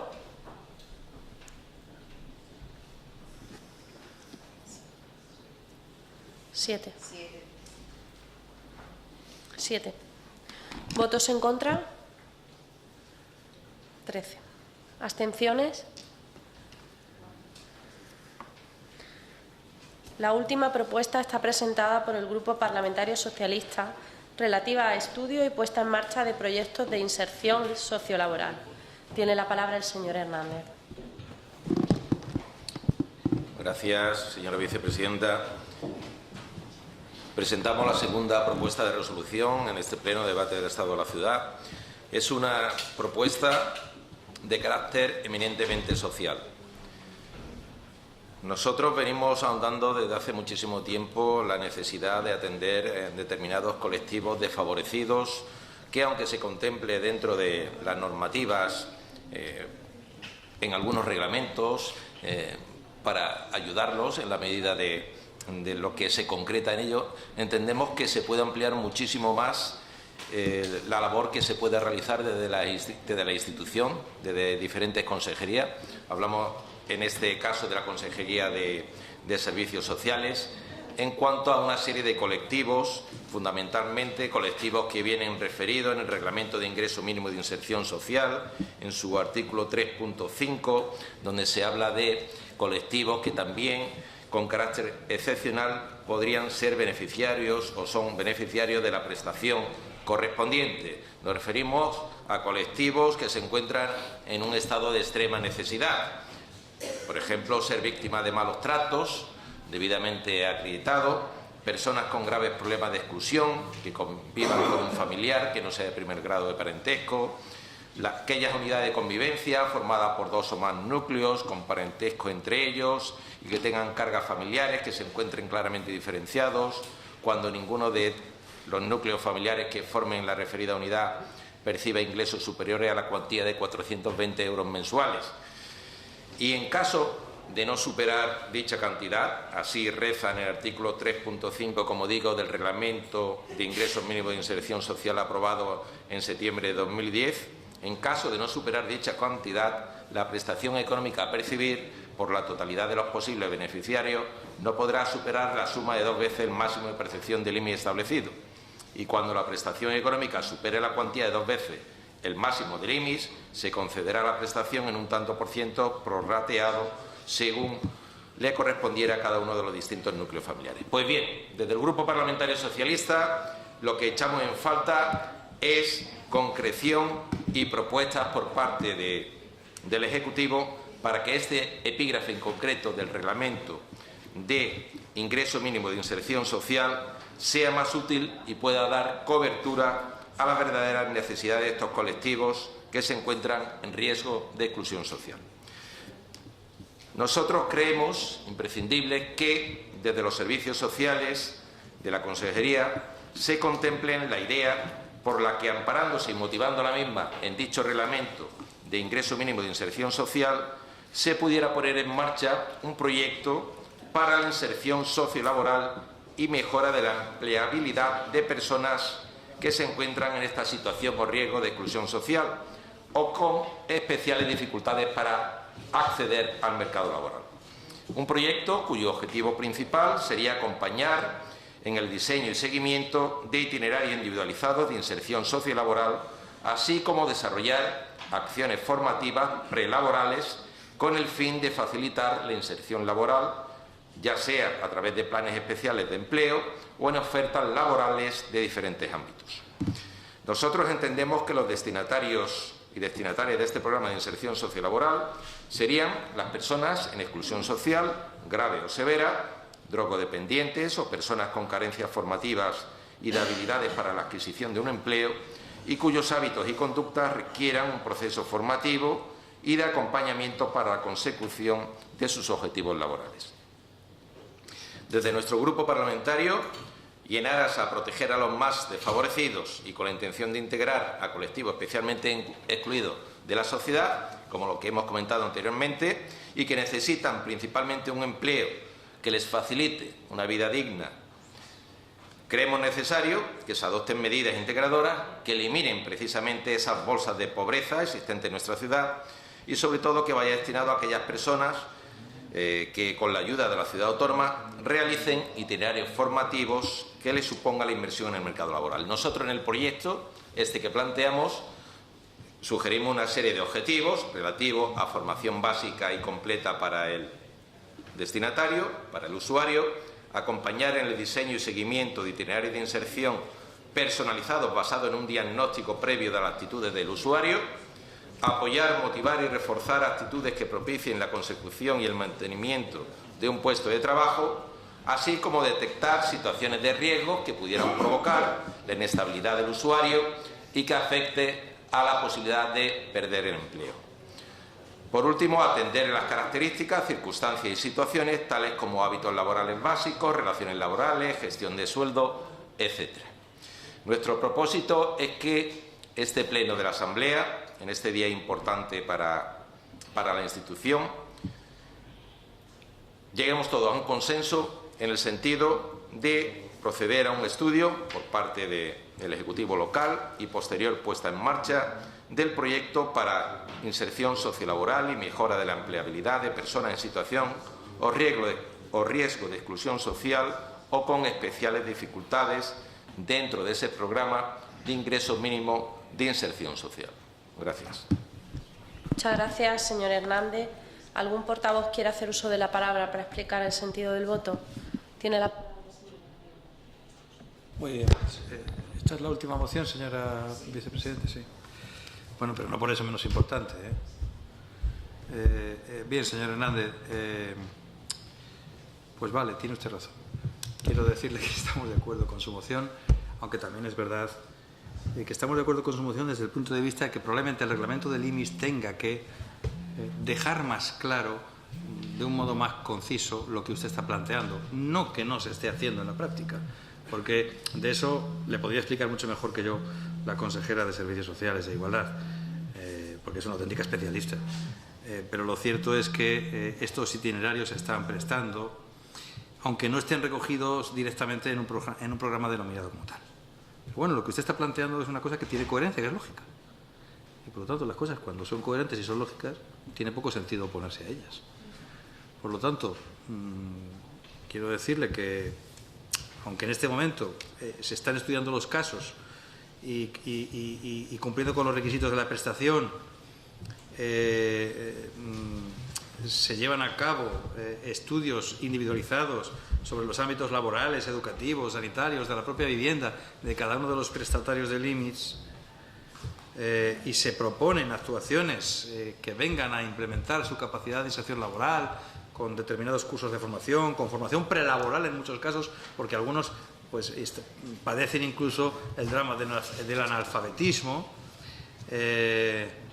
pues esta orientación existe, pero está bien, señor Hernández, que ustedes planteen en el ámbito del propio reglamento del IMIS, que yo creo que también es necesario retocarlo, seguramente, porque ya lo tenía además decidido la propia consejería, por esta razón y por otras muchas, el que se atienda de modo claro a la utilidad del instrumento y además se le vincule.